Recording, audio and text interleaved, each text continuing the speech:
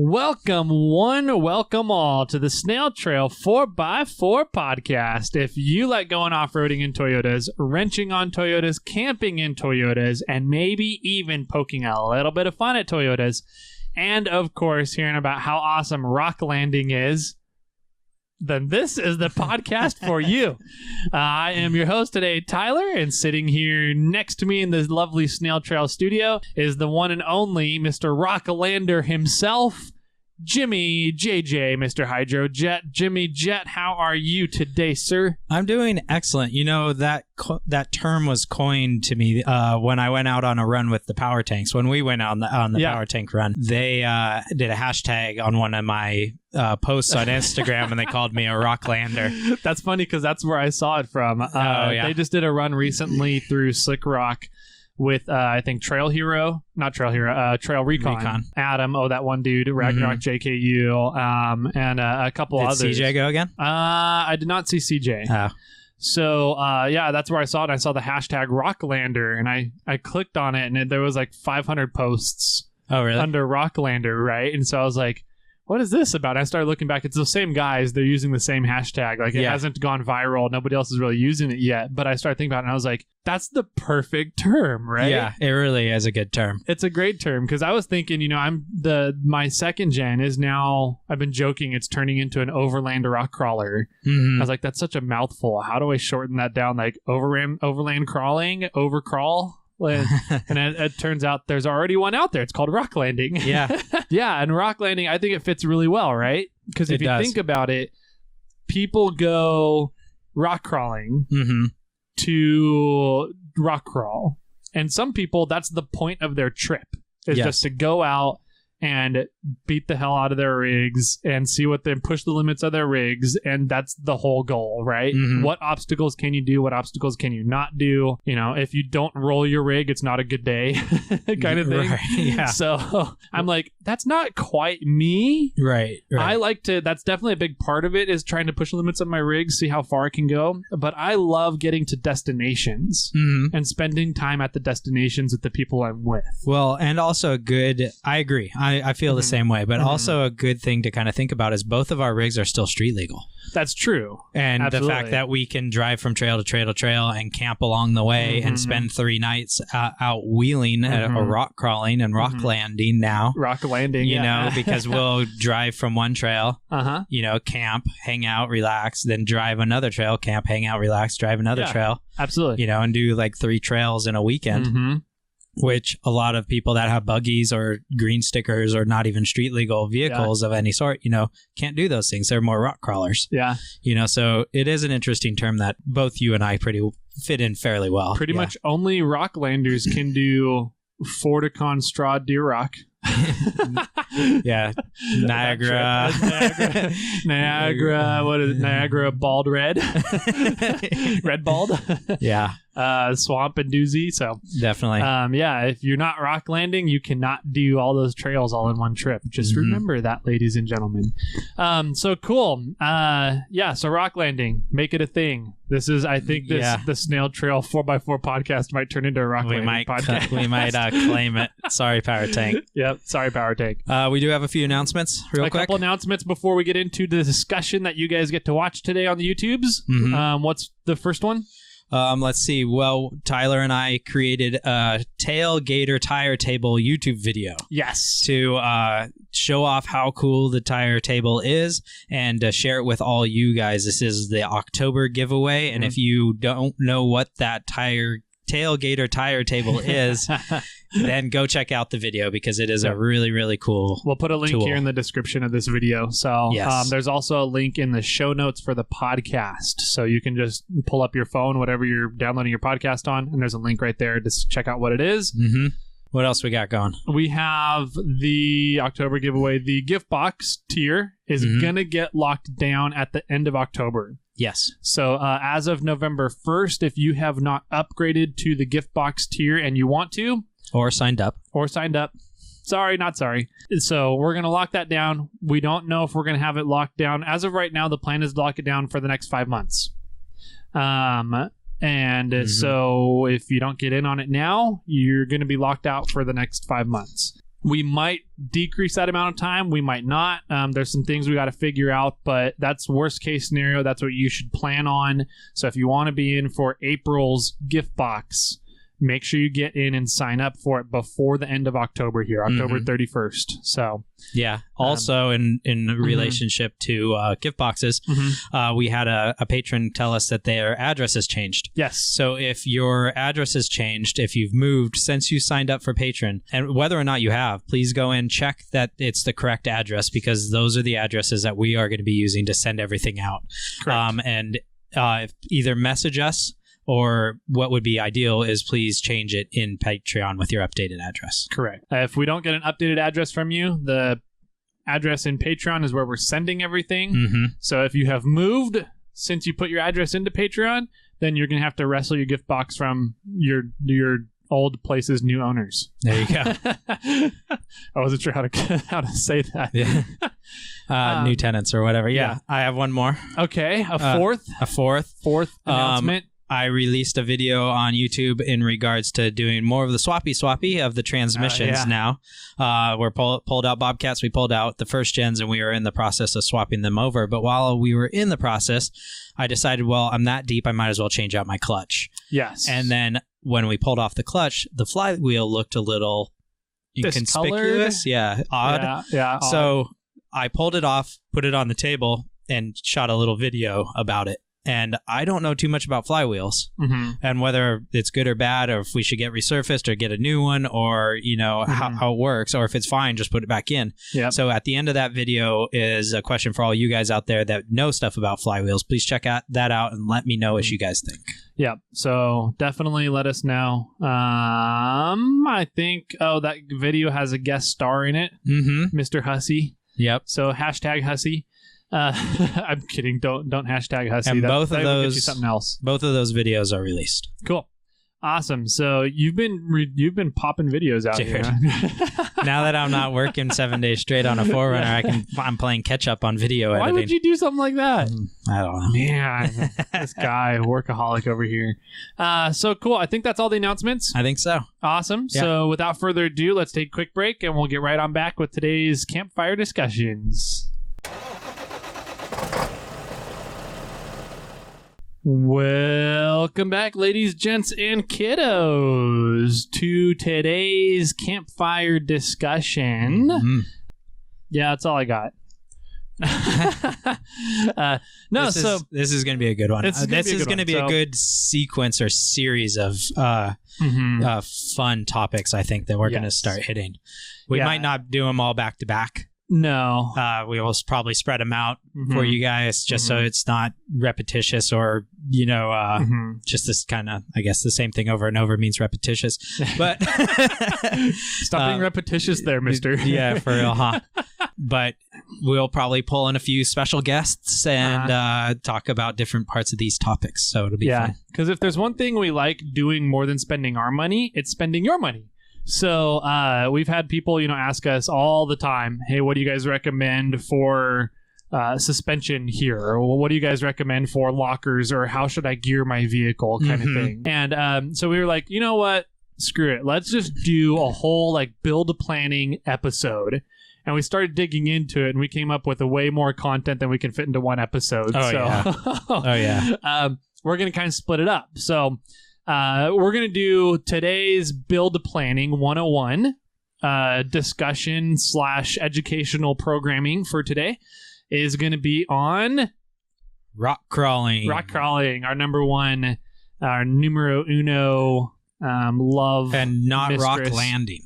Not rock landing. We're going to be a little different. Yeah, we're going to do straight up rock crawling. So straight up rock crawling, which is our mistress. It's at least one of my mistresses. Yeah. So we're gonna do rock crawling build 101.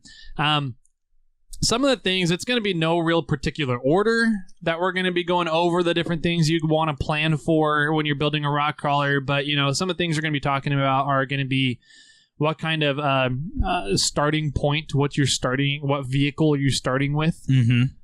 So what's the cab, the chassis like, what is your engine like, kind of thing. And then from there, we're going to get into, we'll get into stuff like, what are your tires? What kind of tires and wheels should you use? What kind of suspension should you want to use? What kind of axles do you want to use? What kind of drivetrain do you want to use? So transmission, transfer case, doublers, that kind of stuff. What kind of armor and protection do you want to use for this? And then what kind of accessories do you want on the vehicle for whatever this use is? So for today's episode, it's going to be rock crawling. So everything that we're going to go over is going to be what we think should be used and what you should prioritize or look into or consider when building and planning to build a rock crawler. Yeah. So, and we probably will forget something. So please write in and tell us what we forgot. Yep. And we're not experts. Well, I am. Well, I don't know. I guess Jimmy kind of is an expert. He's been rock crawling more than I have. But I've been rock crawling a lot in the past few years. Yeah. So, we're not experts, but we do have some of the best rock crawling in the country here in Northern California. Fordyce, Rubicon, and the most gorgeous stuff. You know, it's nothing compared to like Sand Hollow. No. But, or maybe some of the stuff in Johnson Valley. But it's a good place to test equipment, see what works, what doesn't work, and see a lot of vehicles on the trail as well that work and don't work. Right. So it's all anecdotal data that we're getting for you guys, and take it with a grain of salt, but also we're experts. I think one of the things that I would like to say is also do what you want. Right? No, do what we want. I want.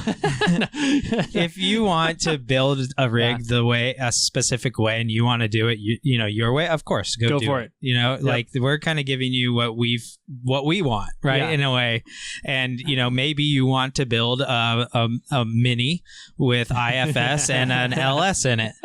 Yeah, baby. Right, which was on like 33s, which is a pretty freaking awesome build. I think that was on the Mike and Max podcast. They were talking about that one. Really, I missed that one. Yeah, it was awesome. But, you know, and that guy, and it was funny because that guy said something along the lines of... How did he put an LS in there? I have no idea. Did it take up like the whole cab and then he sat in the engine compartment? I have no idea.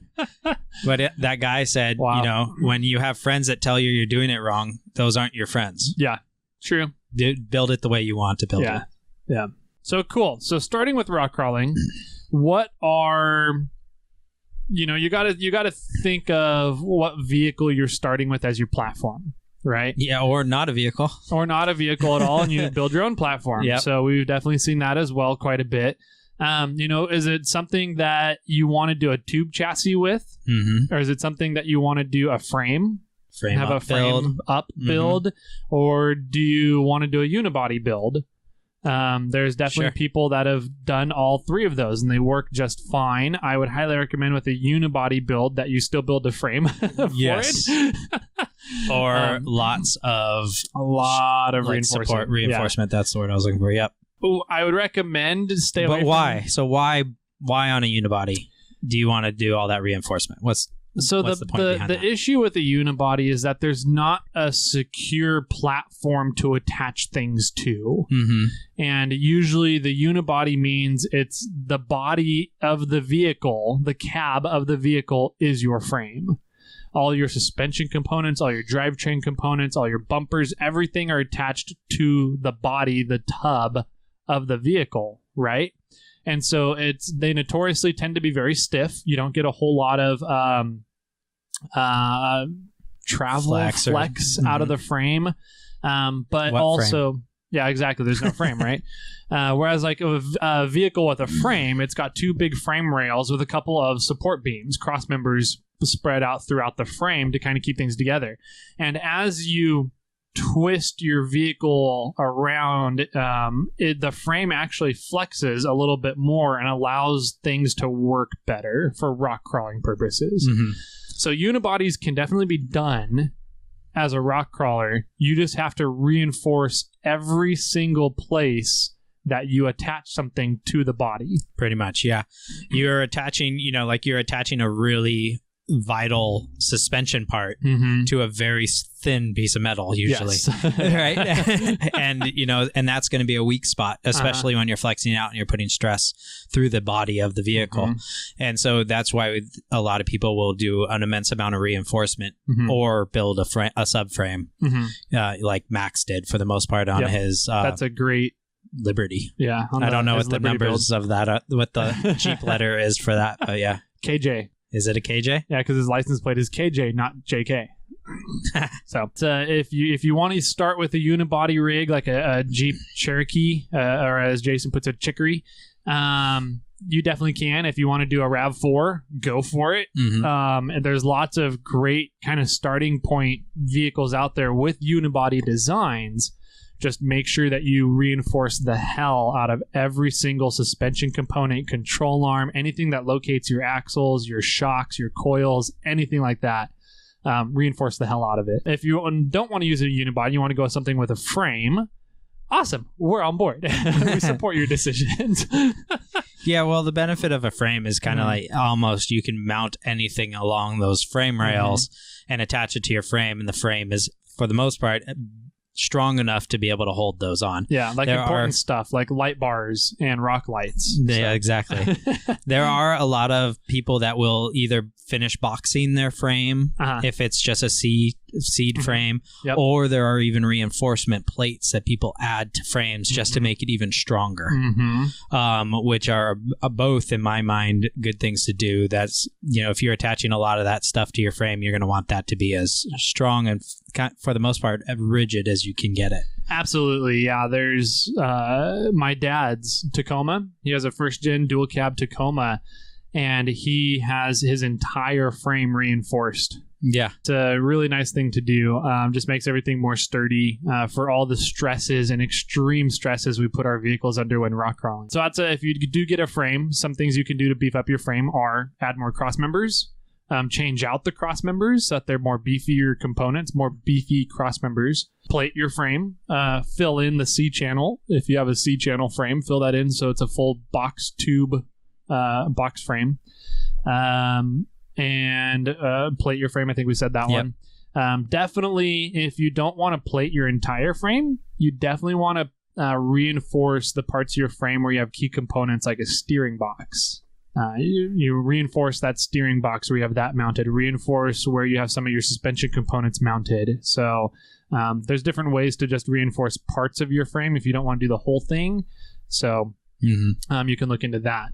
And then, the last one that we were going to be talking about roughly is just designing and building a frame from scratch, or a whole chassis from scratch, kind of, and then and that way you're kind of just designing the tube work and everything that you're, whether you're to what kind of engines that you're going to be having, engine, transmission, T cases, and things of that nature.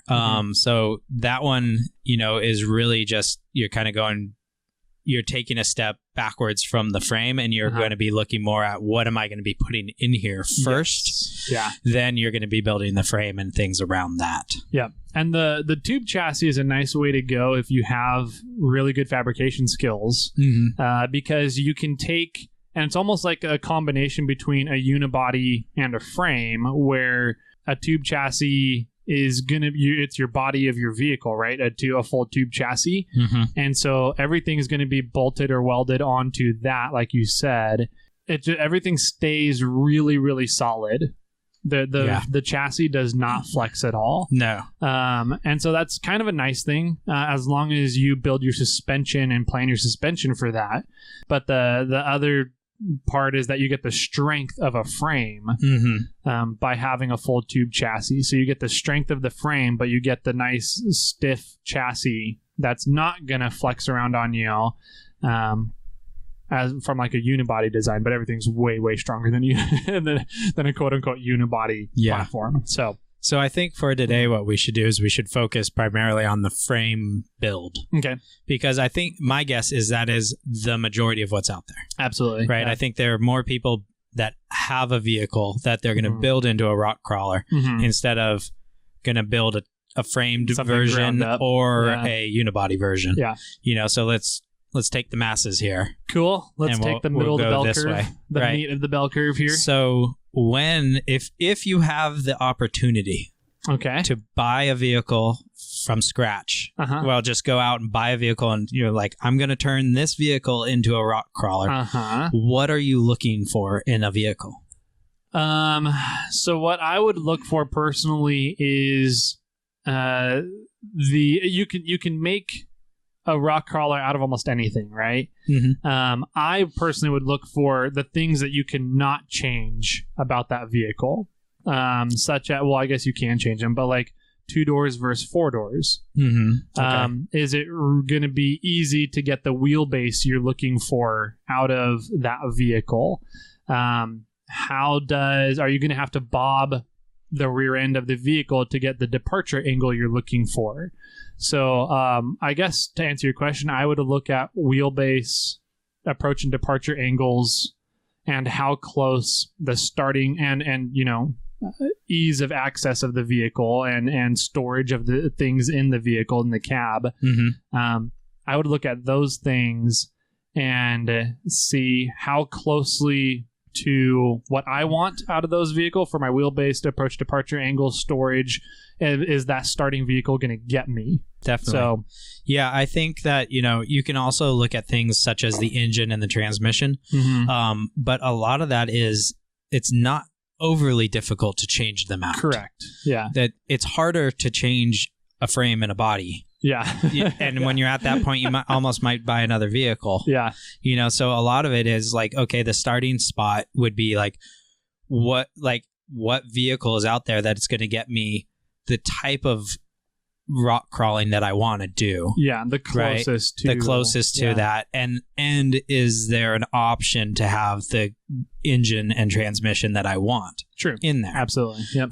Because obviously you like the 4Runner body styles, Mm-hmm. right? And Mm-hmm. having it totally enclosed Mm-hmm. and things of that nature, and if you wanted yes, I do. more power, you could have gone to like swap on it or gone to a Blazer or a Bronco or some other or a Scout and I can't do a Bronco because then I'd have a Ford. Yeah. So I always thought a Scout 2 would be a fun build. Scout 2 would be a really fun build. I was debating if I had found a good deal on a Scrambler. Yeah. I might have gone with a Scrambler too. Yeah. So, but it was, Toyotas is so much easier to find. Right. But there are, because you don't have to stay, like, obviously we stay pretty linear in like the Toyota line, but there are other options out there. Like I want 4 doors, I want a body style, I want roughly this wheelbase, and I want a really powerful engine. Yeah. There's other options available. Absolutely, so, you don't have to niche yourself down, but if you were like us and just love Toyotas and want to be with Toyotas, then you kind of have one option. But we're lucky enough, Toyota's been around for so long that there's many generations of these things. Yeah. And you can get something from the early 80s all the way up to modern day. And then you can choose what kind of engine and thing you want, and then you're kind of going in the direction of what's available to you. Because like if you wanted a more powerful engine, then you could have gone up to the 3rd gen 4Runner or 4th or 5th gen 4Runner. Yep. Then you're sacrificing wheelbase, approach, and departure angle. So you're kind of finding this balance of what you want versus what's available out there. Correct. So do some research, find the vehicle that most closely matches what you're looking for in a rock crawler, and start there. And there's lots of options out there. We like Toyotas, but if you don't stick with a Toyota, we're not going to give you any grief about it unless you go with a Ford. So, and Jimmy's over here sitting here. He goes, I've got Clifford. a Ford. I own a Ford. Yeah. I'll give you grief if you go with a Ford. Jimmy will just be like, okay, cool. We'll go play with Clifford for the day. It's not a Toyota, but it's still all right. So what are the things that we want to look for in a rock crawler? Or what do we want to build for? What do we want to plan for when looking into a rock crawler? So let's just start with, let's go with the engine and drivetrain option. Let's start there. Okay. So what is your priorities in terms of power of a rock crawler? Do we want power? I don't think so. I say no. I agree. Right? Okay. We're not talking about rock bouncing here. We're not talking about some of these things. And to me, I would rather have torque over horsepower. So let's stop there real quick. What's the difference between torque and horsepower? Well, I mean, you're looking at torque. For me, the way that I have always explained it is torque is what's going to get you up to speed, and horsepower is what's going to make you go faster. Is going to carry you, up into higher speeds. And the thing is that torque is kind of the thing that's going to carry you up the rock, and the horsepower is going to be the thing that tries to throw you over the rock. Yes. Right? That's a good way of putting it. Yeah. And so, to me, like, I have a 4-cylinder. Yeah. You have a 4-cylinder. I know a bunch of buggies out there that have 4-cylinders. Almost all the competition rock crawlers, or not almost all, a lot of the competition rock crawlers out there are running the Volkswagen TDI motors, which is a 4-cylinder turbo diesel. Yeah. Right? You don't need a lot of 1.9 liter. 1.9 liter. They're all looking for torque. They're not looking to go fast. No. They're not looking to power over things. They're not looking to do that. So that's my opinion. I know a lot of people want more horsepower than what I like or what I feel like you need. Because once again, my goal is just to get crawl up and over the rock instead of just, do it in half or a quarter of the time. Yeah. I don't feel like you need to power over things. Correct. But so that's what in my opinion, you don't need a massive motor. And I just need something that's going to get me torque and get it out there. And for Toyotas, we have the benefit of being able to add gearing to add to the torque for us. To create a lot of the torque. To create more torque. Exactly. So I've always heard it best described from actually the Diesel brothers. Oh, yeah. Torque it's a horsepower is how fast you hit the wall, right? Okay. Torque is how far you take the wall with you. So that's another one that I've always been like, that's how I always kind of describe it as. Sure. And explain it. And it's just another analogy to what's the difference between horsepower and torque. What happens with horsepower in your drivetrain when you hit an obstacle and you use horsepower to get up and over, which is essentially the revving up of your engine, and you use the kinetic energy of your engine, I guess, to get you up and over stuff, is it shock loads your drivetrain. And so in order to use and depend on displacement or horsepower to get you up and over obstacles, you end up shock loading your drivetrain a lot. And so there's only so many times your axles can go from zero to spinning before they give out on you. So shock loading metal does not work. Think of doing recoveries with chains. Right. So you need to be able to do slow, static, torquey recoveries with winches in controlled environments than just snapping people out with chains typically. Oh, yeah. And so it's kind of a similar thing that, in my opinion, you want to look for rock crawling purposes, is because you need to get up and over obstacles. Generally, your variation of your line that you're trying to get is 1 to 4 inches sometimes. Yeah. And so you need to be able to be very controlled, stay on your line. And if you're shock loading your drivetrain and throwing you up over rocks, it's harder to stay on the lines that you need to stay on for rock crawling. So I'm 100% in agreement. I think low end torque gearing is where it's at. Smaller engines, typically there's less components to them as well. So if something does break on the trail, they're much easier to fix. Also, another benefit that I just thought of is that it's less sprung weight. A lot less sprung weight as well. So it's a lot easier on your suspension. That's another good bonus of it. What about turbos or superchargers? Well, the thing about turbos is that turbos, I mean, you can tune a turbo to to start spooling and give you added bonus of horsepower and torque at kind of almost any level, but you do need the engine to start moving first before you get the exhaust to come through the turbo. Yeah. So turbos to me are kind of somewhat of a waste on some of these things because they almost don't come into play until at like the last minute or when you kind of don't need them. Where a supercharger is just like a plus boost, like you get an automatic like 10 horsepower and like 20 torque or whatever it is, however the supercharger is. So to me, a supercharger is could be a benefit. Okay. Because it's a linear thing, right? It's just a plus feature. Like I put this on and I have 100 horsepower. Now I'm at 110, and I had 100 torque. Now I'm at 110 torque, and it starts at 0 RPMs and you get that bonus. So, I mean, they are a benefit, but it is now another moving part. It's another, belts and things that you're probably going to have to care for and carry along with you. And maybe you have to run better, different gas and, things of that nature. So I've never really dealt with it. I've never had a problem with it. I don't feel like I need to have more horsepower or more torque. So I haven't gone that way. Yeah. That said, I have bored out my engine. I do have a mass airflow intake. I do have the dual stage or the stage 2 cam in there, which gives the engine a boost on it. So all that does, it brings your torque down lower in your RPM curve. Yeah, so, it does. And I gained a little bit more horsepower, so I might be at 100 now. Yeah. Yeah, that's always been my thing. People go, "Oh, I added a turbo to my Rockcrawler," and I'm like, "Why?" Yeah. Rarely when you're going, I mean, that turbo might be nice when you're like going through and just cruising through a trail. But when you hit an obstacle, I mean, at least when I hit an obstacle, I rarely get my RPMs over even up to 2,000. Yeah. Like my RPMs, I'm lucky if I get to 1,800 RPMs when I hit an obstacle. I'm probably, So it's like, I don't know if any turbos will spool if they can get the exhaust at 1,800 RPMs or even 2,000. You can lower them down pretty far, but I'm not familiar with how low it can go. Yeah. So turbos, I'm not a big believer in for rock crawling. Now for rock bouncing or anything that you do need horsepower for, absolutely. Turbos and superchargers, awesome.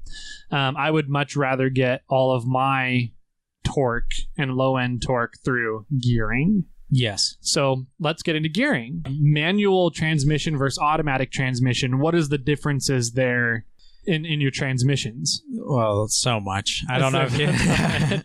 I mean, that the automatic transmissions are obviously are what 90% of the things on the road now. Maybe, what I heard something funny that out of all the C7 Corvettes sold, 5% were manual. Jeez. Or something crazy. It was, don't quote me on that like percentage, but it was something amazingly low. Yeah. Right. And it's odd that, so many people, and I know the automatic transmissions are getting crazy these days, but it's like, if I had a sports car, I'd want a manual.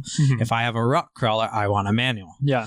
And a lot of it, for the most part, is I don't want to deal with the torque converter. That's my big issue. I don't want to have to worry about the torque converter going up and, getting the torque that it needs to get over an obstacle and loading the engine. And then you shock load your drivetrain. And to go over these things, it just isn't, like when you have the manual transmission and I just put it in the gear and I let the clutch out, I'm stuck. Like it's moving, and then I control it with the gas pedal, whether how fast I'm going and not, and I don't have to force it up and over I don't have to force, like when I hit a rock, I don't have to give it more gas to get over that rock. Sometimes. Yeah. I mean, sometimes you do, but it's not a curve of a torque. It's a curve of the gas pedal. I don't know how you say that, it's a curve of how much it's your horsepower essentially, because it's how much you can spool up your engine. Well, on the automatic. On the automatics, yes. On manuals, it's just everything. As soon as you let the clutch out, it's all engaged. Right. It's there. It's in. Whether you can't do anything to stop the engagement or slow it down unless you take the clutch in or engage the clutch again. That's always been my issue with automatics is the torque converters. And so I did recently learn, and apparently this is not new technology, but they have torque converters that will automatically lock up your drivetrain in like first gear, something like that. So if you like put it down into first gear, because you know how a lot of automatic transmissions you can run in first or second gear, they will lock everything up for you, and it locks everything up as if it's a manual, but you're stuck you're stuck in that gear. So I know that Jason from Wheeling Wine and Whiskey, he has that on his buggy. And I believe on his CJ as well. He has a locking torque converters. He has an automatic in his CJ? Oh, wow. Yep. Okay. If I want, it's the TH 350, 450, something like that transmission. But it's as a locking torque converter. So apparently Jeeps have been doing this for a while now. Smart. In 4-low first gear, their torque converters will lock up. The problem is that you have to put your transmission into first gear. You can't have it in drive. Yes. If you have it in drive, your torque converter will not lock up, and you're going to shock load your drivetrain. I would. So if I had an automatic, I'd probably be in 1 or 2 anyway. Yeah, because I don't really want it to go unload, up to third and unload into third gear while trying to get up an obstacle. Yeah. Exactly. Yeah. Or you start to hit an obstacle and you're trying to give it gas to get over, and you're not in the gear you want. Yeah. Yep. So when I had my Tacoma, I don't think it did have a locking torque converter in it, but I ran everything in first to second gear anyways, because I did feel as I was trying to go up over obstacles, it would kick me up into second gear, and I'm like, no, I want to be in first gear for this obstacle. Right. So I did that a lot. So I know that a lot of Jeeps, from what I've heard from multiple sources now, pretty much anything with the 4-to-1 transfer case, once you get it in 4-low and you put your drivetrain into first gear, it will lock that torque converter for you. That's cool. That's really smart. So, well, let's take a step backwards and go because we're talking about 4-low. What if your vehicle doesn't have 4-low, or you're it's an all-wheel drive vehicle, like a Subaru or a Land Cruiser, 80 series or something? Well, I mean, what I want to say is I would pretty much try to avoid one of those, first of all, to make it into a Rockcrawler. Yeah. FJ80s might be a different story because they've got a few key features to them, and I don't know. They do have a low transfer case, though. They do have a low transfer case, and what's cool about them is they have the locking differential, or the locking center diff lock. So essentially, so if you have an all-wheel drive vehicle, the way the drivetrain works is that out of your engine, there's a transmission. Out of your transmission comes into a differential, not unlike a differential that you would have in your axles. Okay. And what that differential does is it splits the power. Instead of like a differential in your axle splits the power sideways, right, out to your tires and wheels. Sure. This differential. You mean forward to back? In your axle? Oh, sideways from like front tires, front, right, and left. Correct. Got it. Correct. Okay. So your differential in your axle splits the power sideways out to your tires. A differential in an all-wheel drive vehicle you'll have two differentials. One in the middle that splits your power to the front and back of the vehicle. And then there will be also differentials at your axles that will split the power sideways out to your tires. Yes. Say you're driving an all-wheel drive vehicle. Let's take a RAV4 just for easy reference. Sure. And you bind up your front tires, then your rear tires are going to get all the power, right? And so you all of a sudden, now you're in two-wheel drive. And if one of your rear tires is bound up, now you're in one-wheel drive. Yeah. So having a center diff lock will lock that center differential and send power forwards and backwards, so that at worst case scenario, you end up in two-wheel drive rather than one-wheel drive. And you'll at least have one wheel on the front and one wheel on the back always turning. Right. Center diff locks, they're great. And that's what you want to look for if you get a vehicle that has an all-wheel drive system. Yeah. So like... The really cool feature I just learned recently, the Volkswagen Touareg has a center diff lock and axle diff locks front and rear. So you can literally lock up that entire drivetrain stock from the factory, and it does great. Yeah. Cool, very cool drivetrain on that car. I don't trust the electronics in the car whatsoever. Yeah, sure. So that's a center diff lock, and how your differential works in all-wheel drive vehicles. Right. And so going to gearing, back to somewhat of gearing, and staying on the engine and transmission topic, I mean, there are various options of gearing within transmissions. Yes, absolutely. And you are limited to how things kind of mount up to your engine and to that extent. But even then, you could probably get an adapter. Yeah. People make adapters for almost anything. So if you're really stuck on an engine and you're really stuck on a transmission and there's not a simple way to put them together, somebody out there probably made something to put them together. Yeah. And if not, then you're going to have to make something. Like that one, the Atlas Corporation, right? Yeah, exactly. Advanced Adapters. They do a lot of adapters for different transmissions to engines and different transmissions to transfer cases. So check them out. They have a lot of stuff. If you're looking for Toyota or Land Cruiser or Lexus applications, I guarantee you Marlin probably has the adapter plate for that. So Probably. Yeah, there's lots of adapter plates out there. So don't think that just because a vehicle comes with that transmission or transfer case that you're stuck with that transmission and transfer case. Yeah, exactly. No. There's lots of adapter plates out there. So right, and then you can start looking at, because like we can use the perfect example of the R151 that you had in the first gen and my W56 that I had in Bobcat, right? You know, this is almost the exact, the bell housings are different, but they mount to the engine the same way. So we both have a 22RE. We have the same exact motor, but we can swap the transmissions. And now when we're doing this, I'm now getting a lower first gear. So I'm going to be able to go slower on the trail. And get more of that low end torque while you're on the trail. So yeah, absolutely. And that's kind of the cool thing about adapter plates and transmissions and gears is that, you know, ultimately it comes down to what kind of gearing do you want in your drivetrain. The lower gears you have, so the higher your gear ratio, the more torque you're going to add to your system. Right. And so we'll talk about that later on, how to figure all that out in a future episode. But essentially what you do is you take your final gear ratio and you multiply it by, if you have a manual transmission or a locking torque converter, you multiply it by how much torque your engine output is. Say your engine output for a 22RE is 90 pound-feet of torque, and you have a manual transmission, so your entire drivetrain locks up. You can take your crawl ratio, which is Jimmy's new crawl ratio is going to be about 250 to 1, and multiply it by 90. And you get how much torque your drivetrain is producing. Pretty cool. It's pretty cool. Pretty cool stuff. And so we'll talk about that and get more into gearing later on another episode. And so just remember that you're not stuck with a transmission or transfer case. Yeah. You can change things out and do stuff to make it how you want it.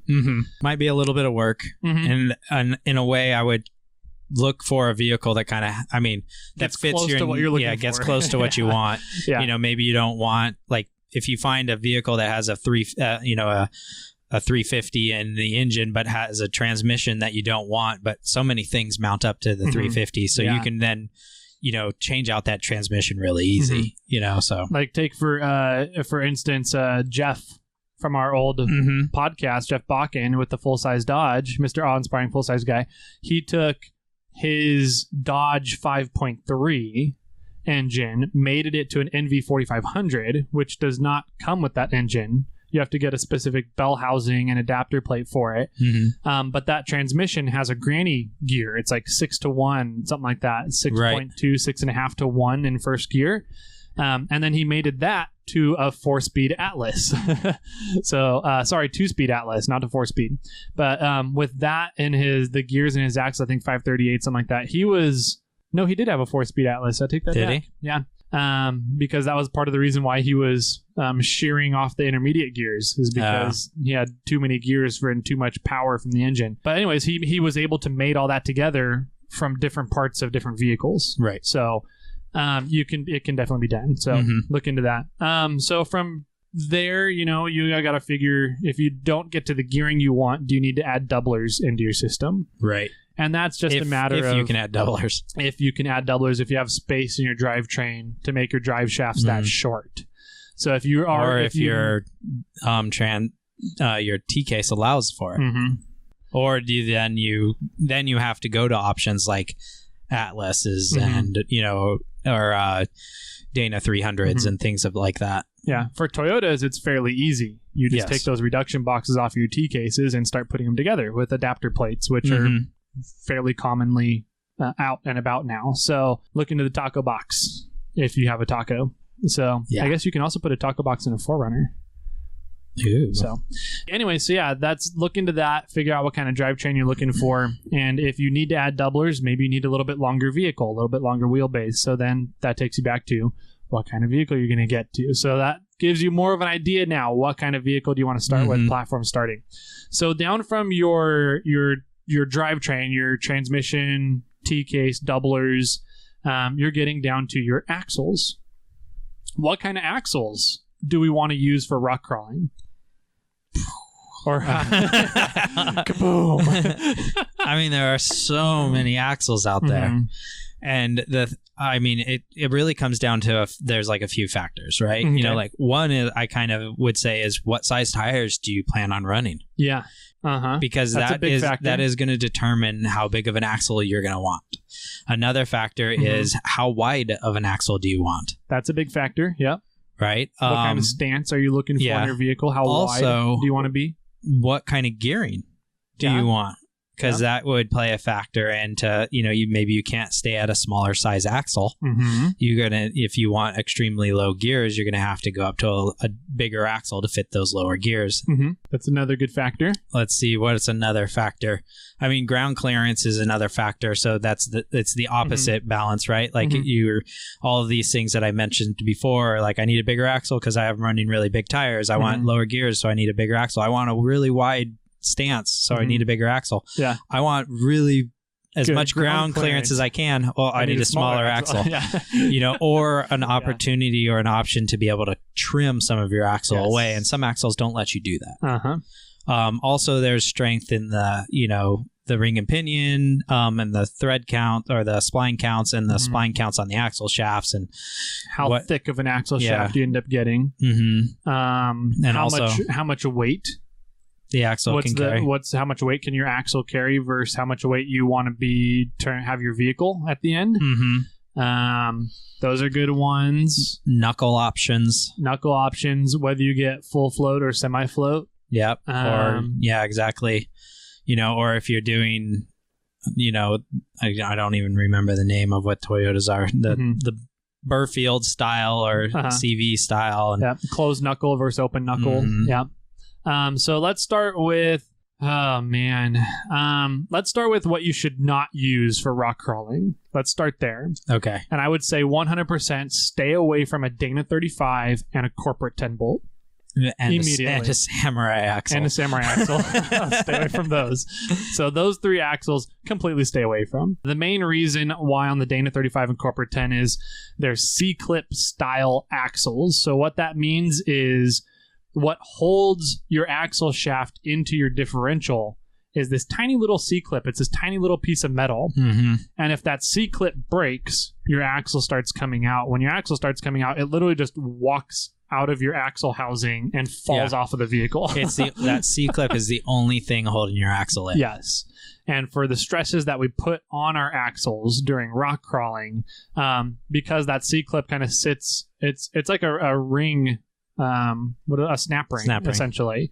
So there's this tiny little slot the C-clip fits into, and as we're rock crawling and that axle moves in and out, the only thing keeping it there is this tiny little piece of metal. And so if you get on an extreme off-camber section or vice versa, one way or the other, and the axle puts a lot of stress on that C-clip, that C-clip's gone and your axle's coming out.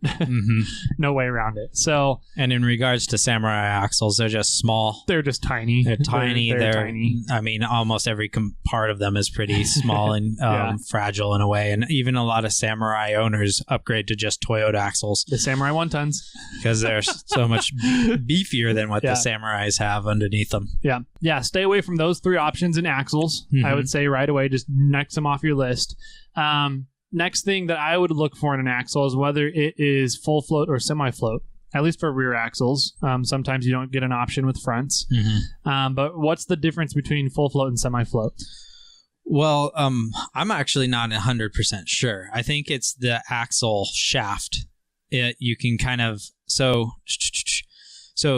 you can disconnect the axle or the axles.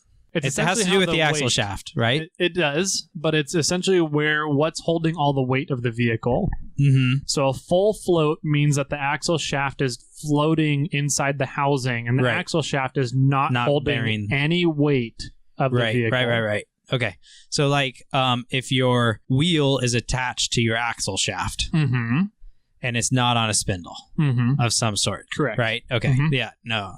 And so on our Toyota rear axles, they're a semi-float, right? Because the actual lug nut pattern is attached and pressed into the axle shaft. Correct. It's on a flange. It's on a flange and, shaft, and the C-clipped and all that in there. And so it's all part of it. Where our front axles are bolted onto the spindle and a knuckle setup, and the axle shaft is not a part of that until you lock the hubs for the most part. Correct. Yeah. Mm-hmm.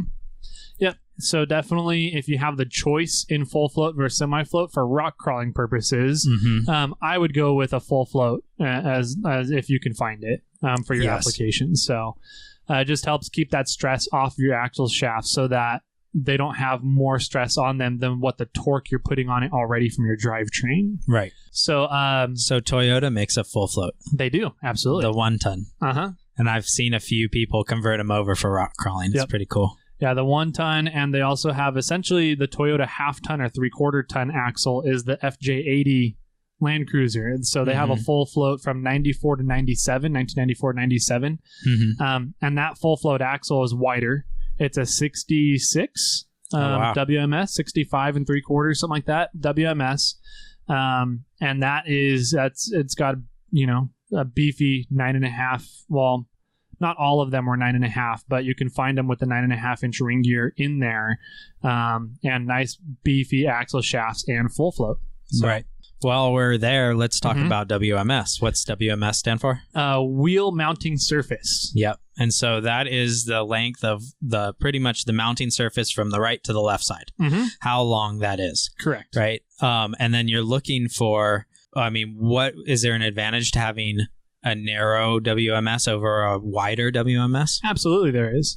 Like what? So having a narrower WMS means that you can fit in tighter places. Yeah. So if you do a lot of trails, and the majority of the trails you do are really tight, windy areas, like through trees or through rocks, essentially, you might want to go with a smaller WMS. Right. But what's a negative to a small WMS? The negative to a small WMS is you're less stable. So you get tipsier easier. So if you do a lot of trails where you're off camber a lot, then you might want to look at having a wider stance, a wider WMS, because that's going to keep you a lot more stable for when you get off camber. Yeah, and I really, for the most part, your WMS is a factor of how much weight the axle can take. Yeah. In an essence, you're the beefier the axle, the wider it kind of gets. Typically, they usually go hand in hand to an extent. And so what we're looking for, is a balance. In my opinion, I want a balance that is something that can squeeze between rocks and squeeze between trees fairly easily, but is wide enough that I don't feel unstable when I'm off camber or at a funky angle on a really steep rock or something along those lines, right? And I don't have the exact answer for what that is. There's ranges out there for it, but I am on my WMS on the Toyota is I can't even I know what my tire width is. I don't remember what my WMS is. 58 and a half, something like that. Yeah, and then when I add my tires, I'm at 78. Yeah, and that's because that's another thing, right? WMS is one thing. That's your wheel mounting surface. That's where your wheel mounts to your lug studs on your axle. Then if you're looking for your width, that is an accumulation of your WMS plus any wheel spacers you have. Yep. Plus your wheel and back spacing, and plus how far your tire sticks out on the outside of your wheel. So your final width of your vehicle, your final stance width is the addition of all those things. So in NorCal, we only really have one trail that's considered a very narrow trail, and that's Barrett Lake, right? Yeah. And they even made it wider. And they made it a little bit wider, yeah. So it's now, I believe, 87 inches width that you have to be under to get in there. So you can have, even a 66 to 68 WMS, as long as you don't have a huge back spacing or a small back spacing, I should say, on your rig, on your wheels. Even a 66 to 68 can get through there just fine. Yeah. So, So that's that. What is tip? Do you know the measurement on what a full, quote unquote, full width is? No, I don't. Not offhand. I don't know what it is either. Like, what's the minimum WMS is considered to be a full width? So, let's see. And so, else? In regards to axles, though, there are a bunch of different options, and we said what you don't.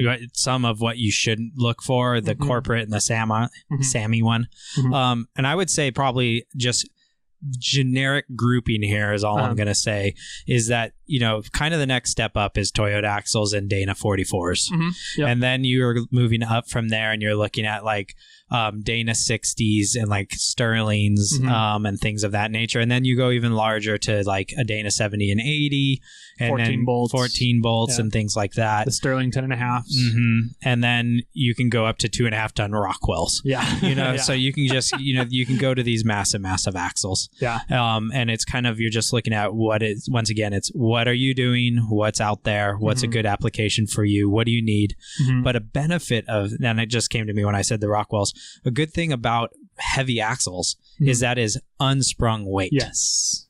That's a good point. Yeah. Unsprung weight is anything that's not attached to your to the suspension that is bouncing around, I guess. Sprung? I don't know. Sprung weight, yeah. What do you want to say there?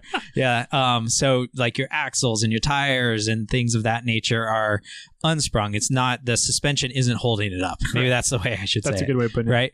And having that lowers the center of gravity, this center point of the weight distribution of your vehicle by having a heavier unsprung weight. Mm-hmm.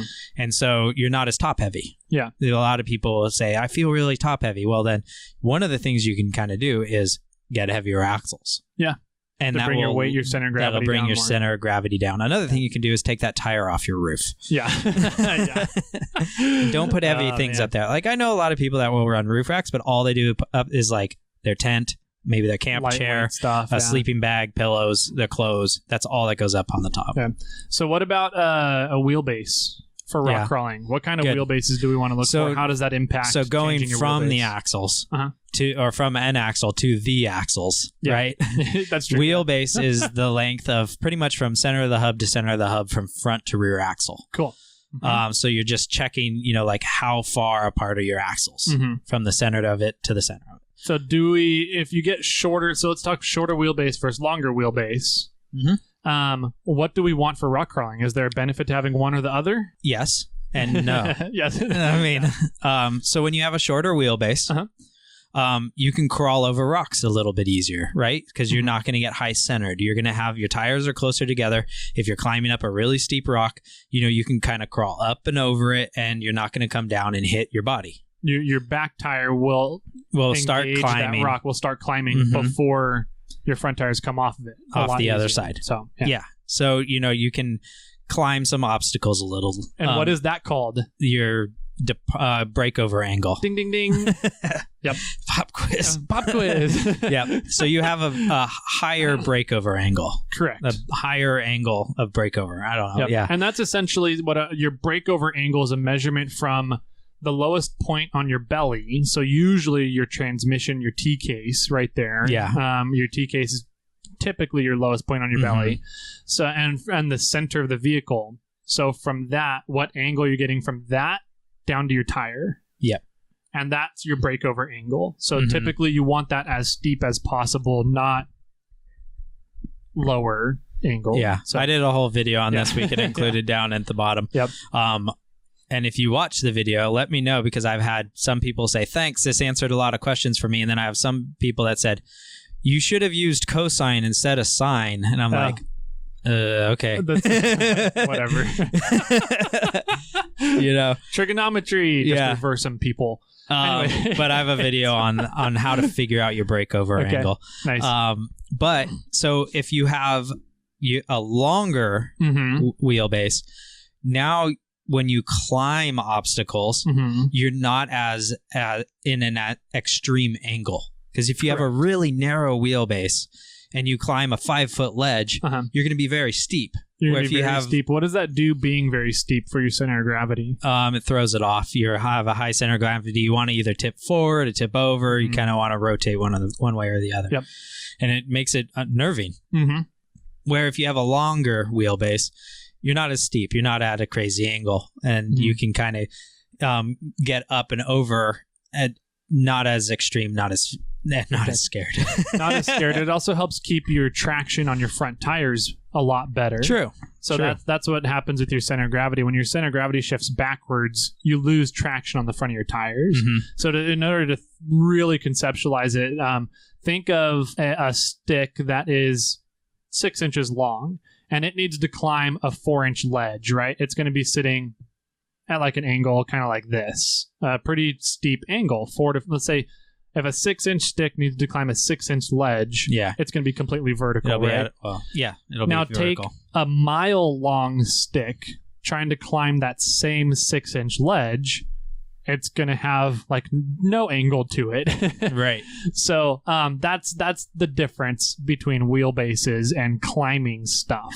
Mm-hmm. So and in my opinion, and this is my opinion, okay, I like a really long wheelbase. I do too. I'm a huge fan of long wheelbases. A lot like old CJs or old Willys are like in the 80s. Mm-hmm. Bobcat's 124. Yeah.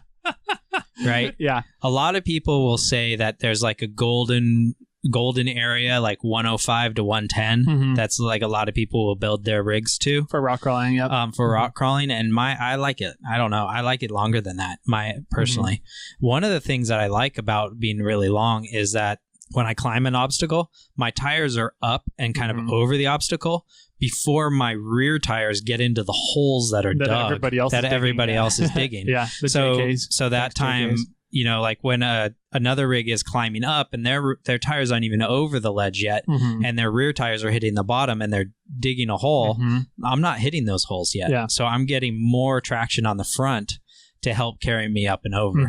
And so, yeah, it's longer wheelbases generally climb things way easier, but they do not make it through windy trails as easy. No. Yes, I'll have to do some Austin power turns on some trails. And a negative is if I could climb it really easy, but if it has a drop off on the other side, then my breakover angle is playing a factor. Yeah. So, I mean, there is, once again, you're in this happy balance of, what do you want to build and what's good out there, and your tire size plays a factor into all this as well, because if you have a bigger tire, then your breakover angle gets a little less. Yep. Or you get a better breakover angle, right? Because you're raising your vehicle up a little bit, but you're also getting bigger tires, so it's squeezing closer together, and even though your wheelbase is at a certain length, but your tires are filling in for some of that gap. Yeah, absolutely. So, there's tire size comes into that as well. Cool. And then last, before we get into tires, that's a good place to go next. Lockers. What do we want for rock crawling? I want to be locked. You want to be? I mean, I don't want a limited slip, posy style stuff. I don't want it to be open, because open you just hit a rock and your opposite tire is going to be spinning because one's locked up. Posy is slightly better when you hit that rock. Your posy clutches and everything's going to try to send power to the tire that's not spinning. But then you're not getting power at the other side anyway. Yeah. So locking up is, in my opinion, the best way to go. I love being locked front and rear and just going at it. A lot of people like you will have selectable lockers, which are totally fine. And if I have had the money when I was doing everything, I probably would have done selectable lockers. And the benefit of selectable lockers is you're not running them all the time. You don't, like, Bobcat's spooled and I drive it on the road and I'm chirping everywhere I go. You know? And I think that's the big thing. I would totally agree. I think for rock crawling, you want to be locked front and rear. I wouldn't do limited slips. I wouldn't be open in one or the other. If you had the choice, I would do rear locker before front locker, like if you had to choose. We did have somebody write in and say, why does everybody say you should do rear locker, you should do front locker, and you get better traction and all these things. And I think what we're going to do is we have an open 529 gear set, third member, and we're going to throw it in Bobcat, and then we're going to go out wheeling, and Tyler has selectable lockers, so he's going to put the locker on one of them, and then I'll have Bobcat locked up on the other one, and then we're going to go try and drive the trail, and we'll say, like, hey, which one had a harder time? Which one had a harder time? Which one was better? What situations were some things better? And we're going to play that. I think this is going to be a fun little thing. It's going to be a fun little experiment. They're not exactly the same vehicles, but I think we'll be able to tell enough. We'll be close enough. We have almost same tire size. We'll go into different situations as well. Sure. Where, like, climbing stuff, Bobcat's going to do better because he's another 12 inches longer than I am. It'll be interesting. The different situations will come. It'll be fun.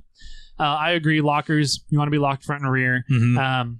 So whether they're selectable or not, whether you do spools or Detroits, I think just depends on how much you drive your vehicle around on pavement. Right. So if you want to drive your vehicle around more on pavement, or if it's a daily driver for you, 100% you need to do selectable lockers, in my opinion. But if you just drive it and it's your weekend toy to drive to and from the trails, a spool is just fine. And then if you have selectable hubs on your front, then you could do spool, Detroit, whatever you want in there, because it's not going to engage that locker until your hubs are locked anyways. Right, absolutely. So, and even then, having a locker that you can turn on and off on the trail helps for making corners, absolutely, turning your tires. Twin sticking that's the benefit of twin sticking, I learned. Yeah, one of the big benefits. Yeah, that you can leave those engaged. But I mean, you have ARBs and and to make a corner on the trail, you can now, you can turn off that front locker so you can make that corner a little bit easier on you and the rig. Yep. So cool. Let's go to tires and wheels. For rock crawling, and rock crawling specifically, what kind of tire do you want? I would want a tire that has a lot of sidewall grip and tread grip. Okay. Now, what do you mean by tread grip? Tread of your tire, the surface that's hitting the ground. I would want large gaps. Okay. Things that can that aren't like let's just take a scenario of a super bald tire that's flat like slicks, and then you have a tire that has like 10 lugs on it, a paddle tire. Okay. Right? You're gonna grab more. So you're defining grip as lugs on a tire. Yes. Okay. You're going to get more grip when a lug hits over a tire that's totally slicked. Depends on what you're wheeling. If you're wheeling in Moab, I would argue all-terrains are one of the best, grippiest tires in Moab, just because you get more contact surface to that same papery surface. I was thinking granite rocks. But for like granite rocks, I would agree. I think that you want something with a little more lugs on them. Definitely aggressive sidewalls. Yeah. I think 100% no matter what you're doing, if you're doing rock crawling, you want aggressive sidewalls. And then it just depends on what kind of rocks you have in your area, I guess. Like I'm planning a trip to Baja here soon, where I'll be gone a week and a half. I'm trying to find some 37-inch all-terrains just for that trip, because it's going to be a lot of desert running, and if we get into rocks, it's going to be more sandstone rocks rather than granite. But for up here in the granite areas, I love my IROX and mud terrain tires that have more aggressive lugs on them. Yeah, and then you need to look at how to ratios or a factor of wheel to tire size, right? Yep. A lot of us Toyota people were running 15s. And then we were trying to get as much tire as we could. And then that gets us a lot of sidewall. And the benefit of having a lot of sidewall is we can use that sidewall to help us climb things. But also when you air down, now you're getting a much larger footprint, much more kind of pliable surface contact patch with rocks. I'm sure everybody listening to this, or most everybody that's listening to this, has seen tires that are just folded over rocks. That's my goal. If my tires are not folding over rocks when I'm rock crawling, I need to air down more, essentially, is how I see it. So I know what's interesting is a lot of 15s are kind of going away, and people are moving to 17s. And I'm kind of curious if that's just because like 35s aren't a large tire anymore. I think it's mainly because most of the off-roading market now is Jeeps, and their calipers are too big. You have to have a 17-inch rim in order to fit their brake calipers. True. Okay, that makes sense. I didn't think of that. And a lot, I think a lot of people are going to bigger calipers, bigger rotors, and that means we need bigger tire sizes. Or bigger rim. They're getting bigger calipers for the stopping power of those big ass tires and bigger rims, and adding bead locks onto 40s and 42s. Right. You got to have bigger brake calipers. That makes a lot of sense, because Charlotte, I tried to put 15s on Charlotte because I have a set of 15s with some nice AT tires on it, and the 15s wouldn't fit over the calipers. Yep, exactly. Yeah. And it has 16s on it, and that's the small one. I don't know why, but for some reason, you have 17s almost all the way up the line, and then the TRD off-road version goes to 16s. Interesting. And I think the TRD Pro goes to 16s. Huh. But the limited between those is 17s. Huh. Okay. So yeah, I think 17s are just becoming the norm because of the size of brake calipers. Absolutely true. In my opinion, for rock crawling, you want as much sidewall as possible. Mm-hmm. So I would sidewall grip is amazing. Absolutely. When you start trusting your tire and start using your sidewall to climb things, and it's awesome. Turning your tire up against rocks to start going up, and that's really when you are going in that direction. And maybe that kind of leads us into beadlocks. Mm-hmm. Do you want beadlocks or not with rock crawling? Yes. I would agree. I say yes. I don't think they're necessary for rock crawling, but if you can afford them in your build plan, definitely go with them, because then having beadlocks allows you to air down extremely, so you can start folding that tire up and getting a lot more contact patch with not just the surface you're on, but the surface you're also coming up to. Right. And then by sometime, if you don't have beadlocks, you start folding your tire, you can start spinning your tire on your rim, which is bad. That takes away all your traction, doesn't go anywhere. Yeah. Or you just peel the bead off of the rim. Exactly, that too. And you just lose all pressure in tire, and your tire folds off. Yep. So I would argue, again, I'm a huge fan of beadlocks, as most of you guys know if you listen to the podcast. So I'm 100% for beadlocks. Yeah. I've never ran beadlocks, and knock on wood, I've never had a problem. Yeah. I'm going to be going to beadlocks because I do want to run lower PSI.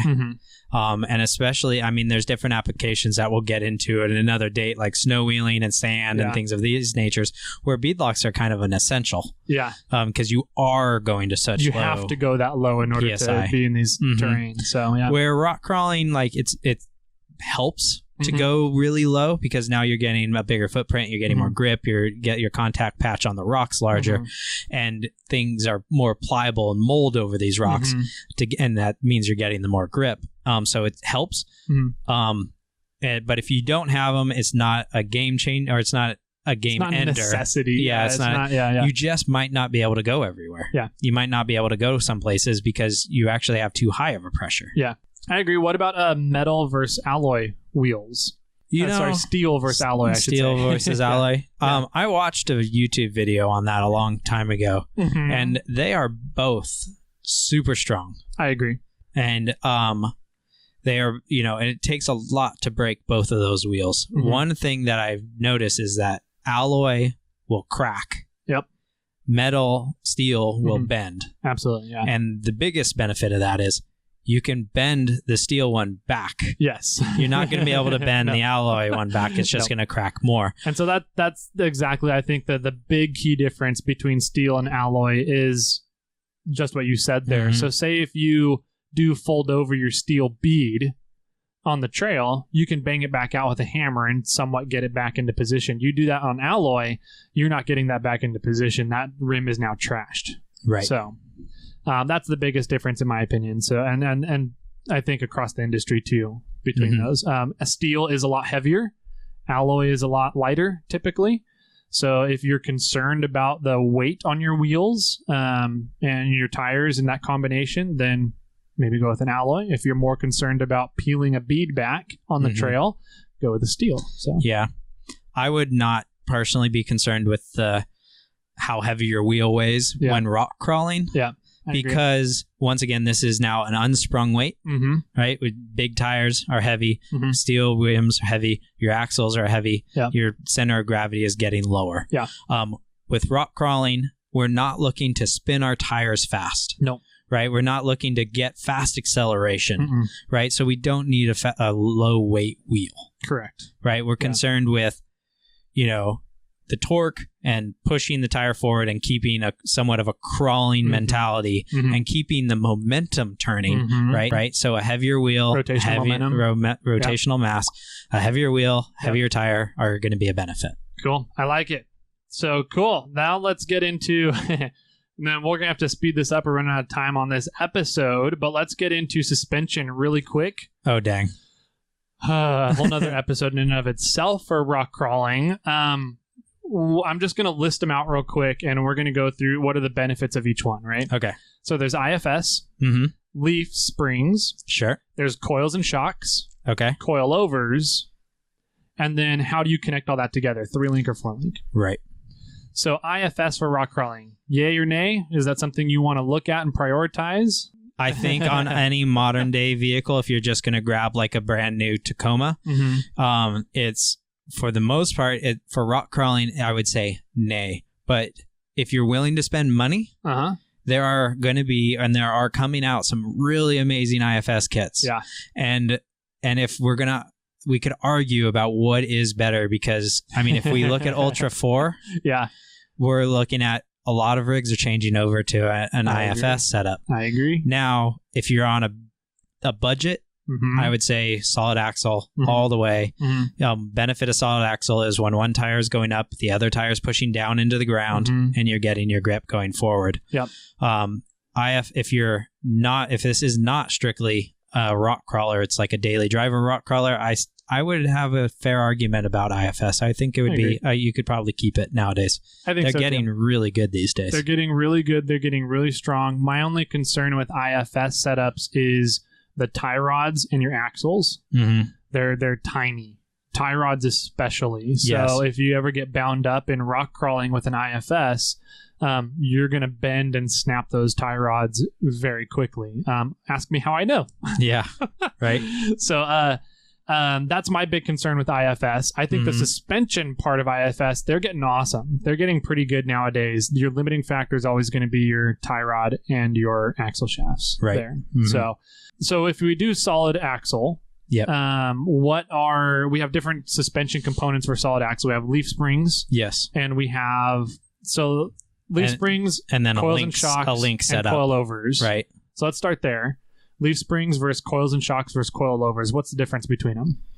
Well, leaf spring is a spring steel that is connecting the front and rear of, like in front of the rear or front of the axle and behind the axle, and it curves down and hits the axle, and it's attaches to it, usually a bunch of leaves, and that makes up your leaf pack, and that is the spring right there that's holding your vehicle up. Okay.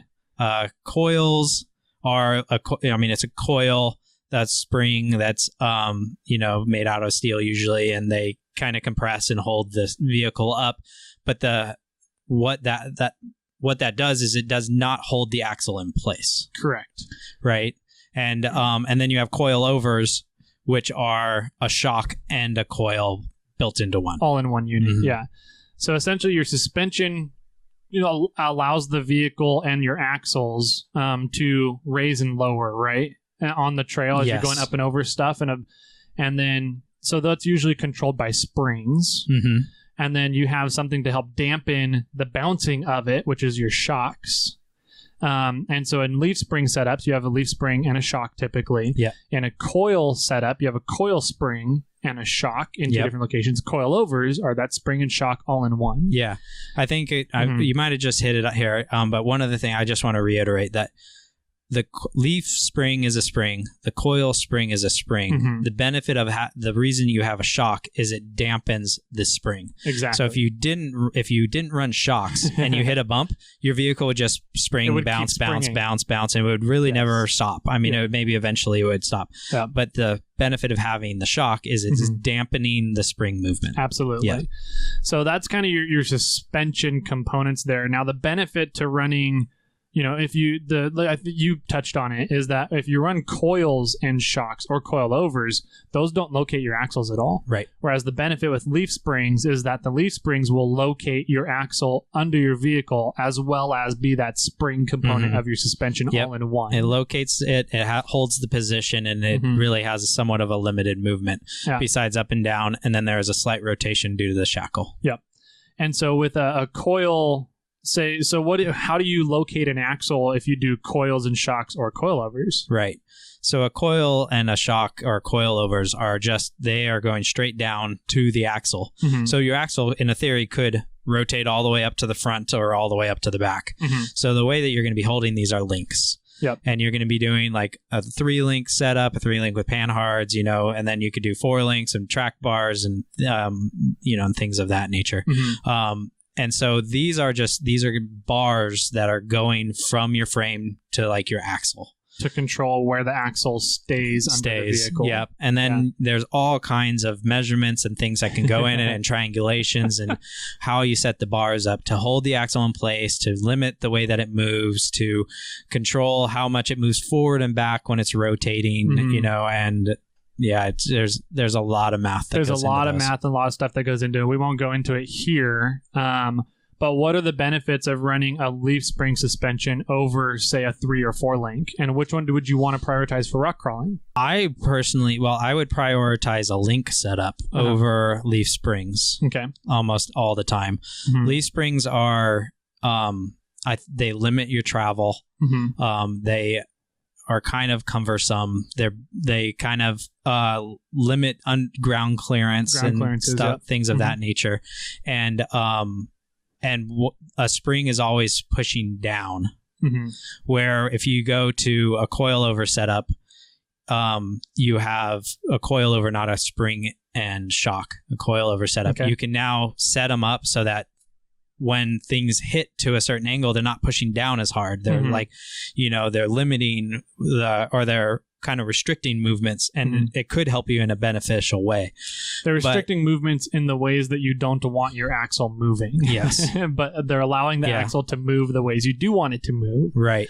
So you can also gain more travel out of a linked setup. Absolutely. Than leaf springs. So what's the benefit to leaf springs then? Why do we run leaf springs? They're cheap and they're easy. Yay! We're cheap. And you can kind of adjust them really easy for what you want. You can find leaf springs are they're cheap and easy, and they're out there. They're everywhere. Yeah. You can go to the junkyard and you can grab them, and you can bring them home for $100, and you can put them underneath your rig. Yep.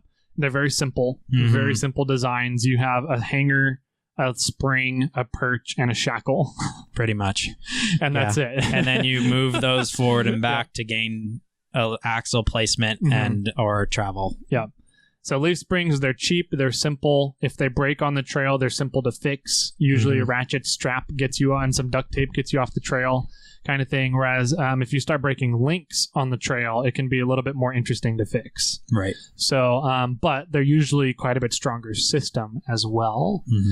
So real quick, we'll touch on these briefly here so that you guys can get back to your daily jobs, what you should be doing rather than listening to us.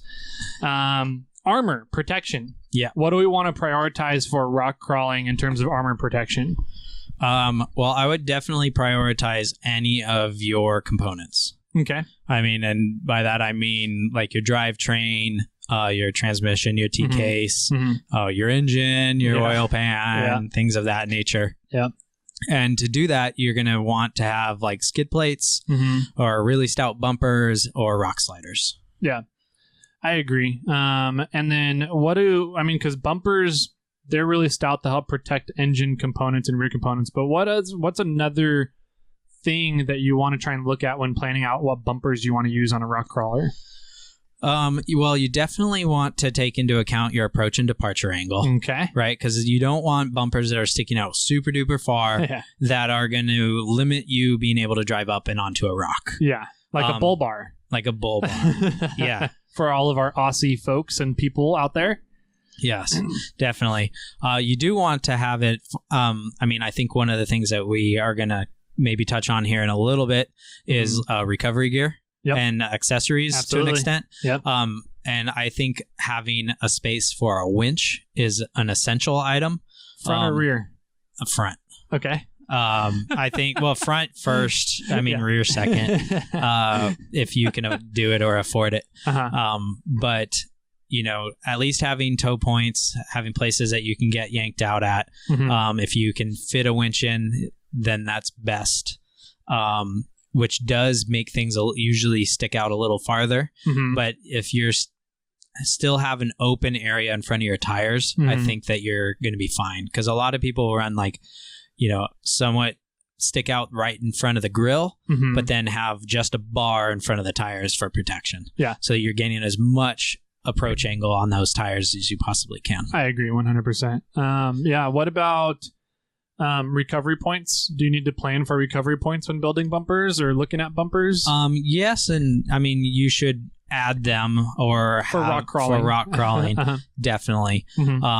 I'd plan out for them. I think to an extent, if you're building it, because you want to make sure that you're putting it into a strong position of the bumper, where like near or at mounts that are going back to the frame and not in the middle of a bumper where there's no anchor point. You definitely want to add them because at some point you're going to need to be yanked off front or back.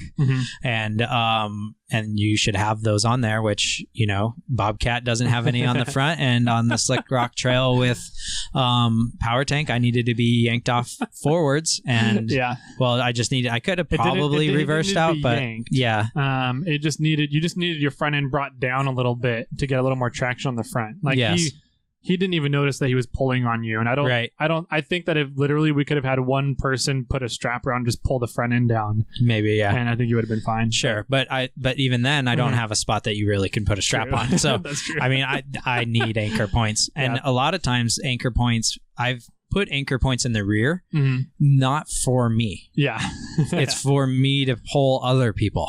It's not for people to pull me off of something or I need recovery. It's I went on one used as an anchor point for somebody else. Yeah, exactly. To winch off of. I went on one specific trip where I was driving out, and I had 3 people driving out of the Rubicon, and I had 3 people ask me to tow them out. Yeah, and I was like, I don't have anywhere to anchor you to. Sorry, guys, I can't help you.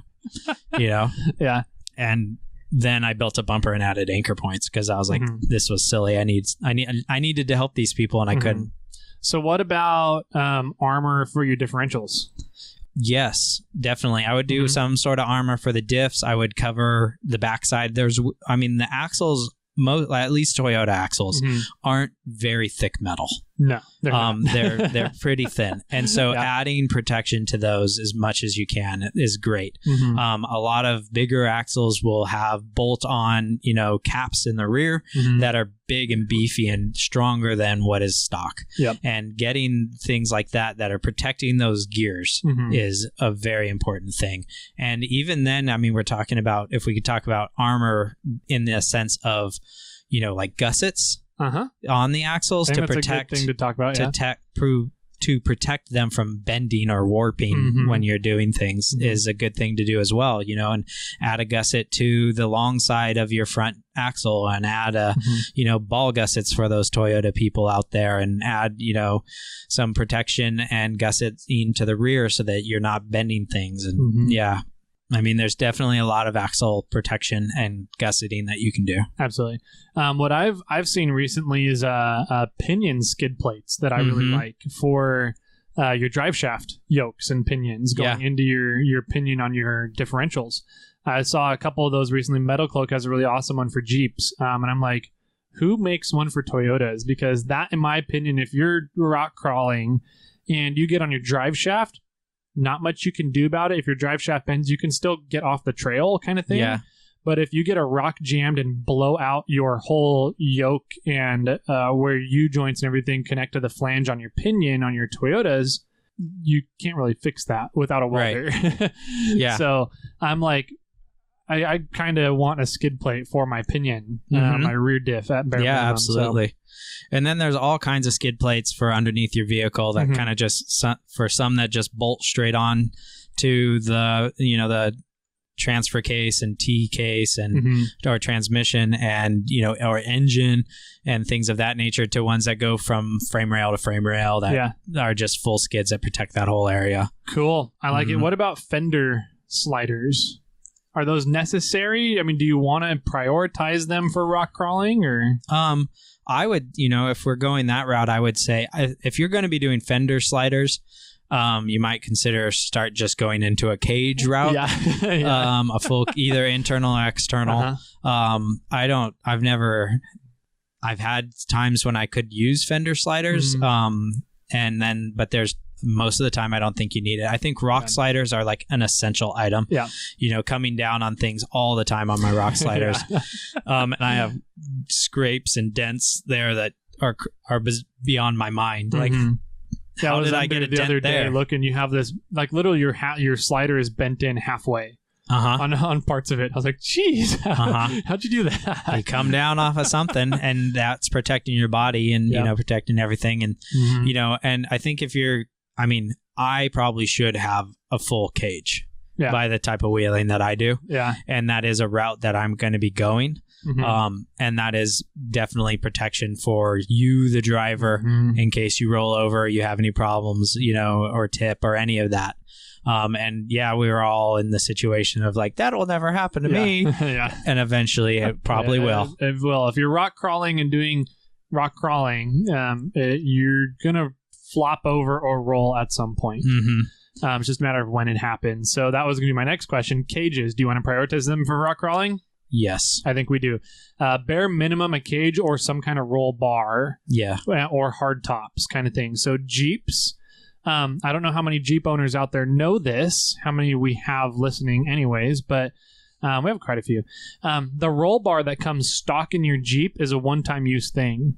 If you lean over on it or roll your Jeep and use that roll bar, you need to take it off and replace it. So I don't know how many of them know that out there. I know it's not a very, very well-known fact. I don't know how many of them tip their Jeep over. Yeah, I know.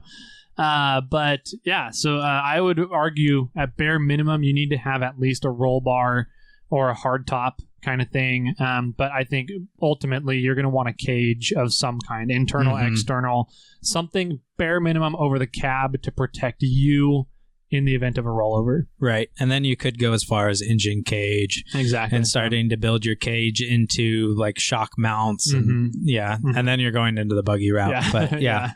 And I'm not too far out from saying the Samantha build will probably end at a truggy status. Oh yeah. I think so too. Kind of from what we've talked about from doing to Samantha. So cool. What about accessories? What kind of accessories do you want to look for rock crawling? And so I think what we should state here is that these aren't going to be camping accessories. These are not camping. This is not rock landing. This is specifically for rock crawling. What accessories do you need to prioritize to go rock crawling? You can add stuff later, but what are the stuff you need to start with? I'm going to say radios just to steal it from you.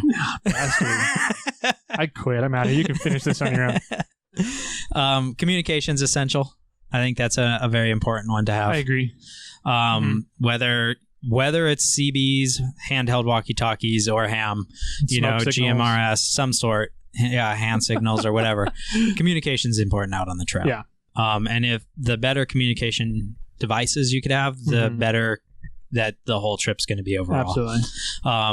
And then we can go, and then we kind of hit on it already. Winch. I think a winch is not an absolute necessity, but it is a big, big benefit when you have one and you need it. Yeah. A lot of people, I don't have one on my rig, but I've been winched, and a lot of people I wheel with have winches, and it's I'm glad that they were there in that situation. Yeah. Because if you think about it, you don't need, like Jimmy said, you don't need winches a lot, but when you do need them, there's not many other things that you can use in that situation to get you out of the situation other than a winch. I think and following along with that, recovery gear, straps, snatch blocks, tree protectors, kinetic and static ropes, D-links, shackles, all those things are a necessity. Yeah.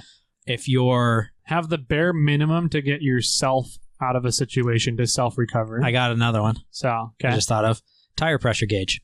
Oh, that's a really good one. Yeah. Not necessarily. I mean, you can do it by ear, or you can be like, when my tire stops whistling, I'm going to be done. If you're pulling valve stems, but if it jiggles like Jello, that's when I'm done. But if you're, if you're going down and trying to hit a specific tire pressure, then you should. But a gauge would be a good one to have. Spare parts and tools. Yeah. I know a lot of people that carry spare drive shafts and spare axle shafts. What about? I don't carry them on the trail, but I usually leave them in Clifford if I'm taking Clifford. Okay. So what about a roof rack? Necessity? No, but I know that if you're going camping, I wouldn't put anything on a roof rack if I'm doing a day trip. I agree. I would try to keep it all inside the rig or down low as possible. If you're going camping and you need the extra space because you're going for a longer period of time, soft goods and light stuff only up top. Yeah. And why is that? Why does having a roof rack and enabling you to put stuff on top of your rig, why would that be a bad thing for rock crawling? Well, it's raising your center of gravity. If you put something heavy up top, you're putting, your center of gravity is being askewed. You might not be used to it. And then if you're leaning over at an extreme angle, you could tip or flop or, It makes you more susceptible to flopping and rolling your rig over. Yeah. What about snorkels? No, not for rock crawling. Not for rock crawling? Okay. No, unless you're doing Fordyce now. Yeah, that's true. Unless you're going through Fordyce. Yeah, and then you got more problems. You got to move a bunch of electrical stuff too, probably. Yeah. We who's was that? Was it Greg when we had him on for the interview? Was talking about the guy was holding his computer out the window above his head. Yeah. That's funny. What about exterior lighting? Do you need to prioritize that for rock crawling? I don't think so. I think it's not a priority. It is a benefit if you're doing a lot of night wheeling. If you're the type of person that I get off work at 5 p.m. and I've got a 3-hour drive to the trailhead and then I'm going to wheel for 4 hours to get to camp. Yeah, okay, maybe you need lighting. But if you're the type of person that's I'm going to take Friday off and drive up there in the morning and go the 4 hours to camp. And wheel during the day. You're not going to need your lighting. Yeah. I do think that some lighting is a benefit on the trail because you will probably end up wheeling at some point at dusk and at dark. And headlights just aren't good enough. Yeah. I mean, they're good. They're okay, well. But they're not the best. Yeah. So would you say bare minimum flashlights of some kind? I would carry flashlights for sure, or a headlamp. Okay. Yeah. Headlamps are really nice because then if you do break down and you get under your rig during the day, you still have light. But if you're working on your rig at night, then you still have your hands free. Yeah. Headlamps are really nice. Headlamps are awesome. And it's amazing how many times if you break down, you're like, God, I need both my hands. Can somebody hold this light for me? If you have a headlamp, you got the flashlight stuck in your mouth and you're trying to use both hands. Yeah, definitely. Yeah. So let's see, what other accessories could we come up with? Fire extinguisher? Absolutely. 100%. Yes. And that just goes without saying. I think that would be a necessity for every build that we do that we're going to talk about. What about steering? Let's go to the steering really quick and touch on steering. Okay. Hydro assist, full hydro. You have rack and pinion if you're doing independent. Okay. You have steering arms and setups if you're going to be doing solid axles. Okay. You can do a hydro assist, which is a hydraulic ram that's aiding you in moving your steering arms. And then you can go full hydro. Yeah. What is the best? Yeah. I would say full hydro. Yeah. But full hydro also isn't legal on the road we're not in California. So we don't go there since we drive our rigs on the roads. But we both have hydro assist, which is awesome. It is amazing. It is a world of difference from when you're just standard. So I'm a huge believer in beadlocks. Everyone knows that. It took me forever, 2.5, 3 years to put hydro assist on my crawler. And once I did it, I was like, this should have been the first upgrade I ever did. Oh, yeah. And I would prioritize hydro. If you're doing rock crawling, I would prioritize hydro assist over beadlocks. For me personally. I would almost say once you're doing a solid or a front locker, you should be moving towards hydro assist. Definitely. Absolutely. Also, one of the things to look at when you're starting to add hydraulic rams is how strong are your knuckles. Yes. And so you need to beef up your knuckles. What's your hardware look like on your knuckles? Right. Us Toyotas have a 4-bolt upper steering arm. And when you go to hydro assist, you should add a 5th bolt system or go to the 6 shooters from Trail Gear because you will shear off those steering arms. Yeah. Or go to those APR studs. ARP studs. Yep. Which are supposedly super duper beefy. The ARP studs, they have a very high tensile strength and shear strength and torsional strength. They're just a really durable metal. And so by going to ARP studs, you greatly increase the amount of pressure that can be put on those studs on your steering knuckle when that ram is pushing on it to turn your tires and move rocks out of the way. Right. And I will say that the majority of the time that I have found people having problems breaking their steering arms, the bolts, is because they weren't tightened properly. I agree. As soon as you start moving them around, then when you turn, you start shock loading them and moving them. And it's just bolts and nuts and bolts are not designed to work well loose. They just don't work well. So, yeah. So you should definitely check those. Those are on the checklist. And maybe that, like, a bonus thing should be, like, I would just say check. I usually run before a trip, and maybe if it's a multi-day trip, I am usually underneath my rig checking bolts. Maybe that's another episode of what's your pre-trip checklist? Sure. So what are things you need to check before you go on trips? So maybe we'll do that in the next episode instead of getting into rock landing or overlanding. So I think this has been a good, awesome, ton of information. Really long episode. Sorry guys. Like we said, we were planning on doing this for rock crawling, overlanding, desert running, mudding, dunes. Would have had a 10-hour episode for you guys. So that's kind of it for rock crawling, I think. Yeah, I think I just want to say, as kind of a cover-all, is these are things that you have to think about when you're doing your build. Yeah. And all of this. And all of this lays into your build. Yep. And it all has to work together. Yeah. And be synonymous and be a part of a unit. I mean, a lot of this is you have to think about, I would say, think about where you want to end. Yeah. And start building in that direction. And, if you want to end with 42s, then you're going to need big axles. And then how far are you going to want your axles apart, and then start looking at your drivetrains and things like that. And so figure out where you want to end and then start putting everything together on what you want that vehicle to be. Yep. I agree. That's a good way to, you're gonna Tarantino your build, like our Tarantino episode not too long ago. So. And to claim Jason here from Wheeling Wine and Whiskey, a lot of times it's cheaper to buy a rig that is almost all the way complete or almost all the way where you want it. Yep. And then fix it the rest of the way. Yeah. Instead of saying, which I really want to do. Yeah. I want a 1980 Toyota pickup and I want to build it up. Yeah. Which is silly. I should just buy an almost done 1980 Toyota pickup and tweak it how I want it. Yeah, I agree. What's your budget look like? If you have really, really deep pockets and Jason and Chris money, then you can just start with a stock Barbie Jeep and build it up and buy all your axles and all your suspension and build it all yourself. That's Chris money. That's Chris money for sure. But if you have Jason money, then you just go out and buy a buggy. And if you have Tyler and Jimmy money, you get old Toyotas. Old Toyotas, Toyota axles, and leaf springs. Woo! I think that about does it for the episode. Yeah.